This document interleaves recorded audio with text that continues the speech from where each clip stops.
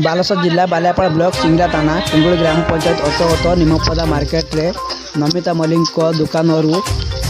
3 लाख रु अधिक टंकार सामग्री चोरी एने अभियोग कर नमिता मल्लिक पुलिस तदंत जारी रही। बालेश्वर कमल लोचन दास को report press news Odisha media.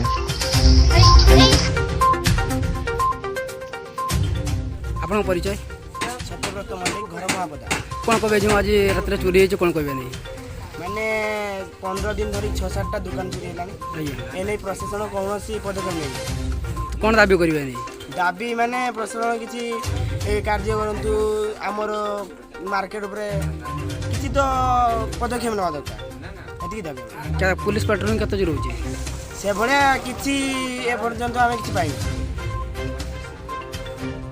Sir आपन परिचय तो कौन दाबी करेंगे आज जो चोरी होती है आप कौन दाबी करेंगे दाबी करूँ जे मोर भी दुकान अच्छी से भाज चोरी है चोरी चोरी आगुरी चोरी होता सी आमर निमपदा मार्केट 3-4 दुकान चोरी है पुलिस भी गलु सी किसी पदक्षेप नौना देखुं चली जाऊँगी किसी पेट्रोलिंग ना कि ना तमें आम कौन करिया सी तो खाली देखुं चली जाऊँगी आम चलिया केमती से भाज सी आज जमी चोरी है आसिक देखी से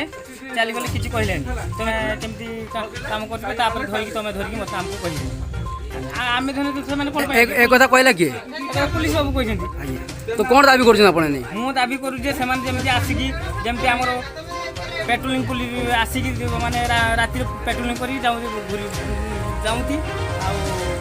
चोर को धरती एति मुझे से भाज सी के कष्ट लुन फुन कर चोरी हो निज तो स्वामी चिंगुड़ी चाष करते लॉस होगा लॉस है सी बाहर रही खटुच्च सी दुकान कर कष्ट छुआ जन 2 जन छुआ जन पाठ पढ़ुची 2 जन भी पाठ पढ़ुं चलिए केमी जदि एमती चोरी हम किसी प्रशासन की आखु जाक न हो तो चोरी है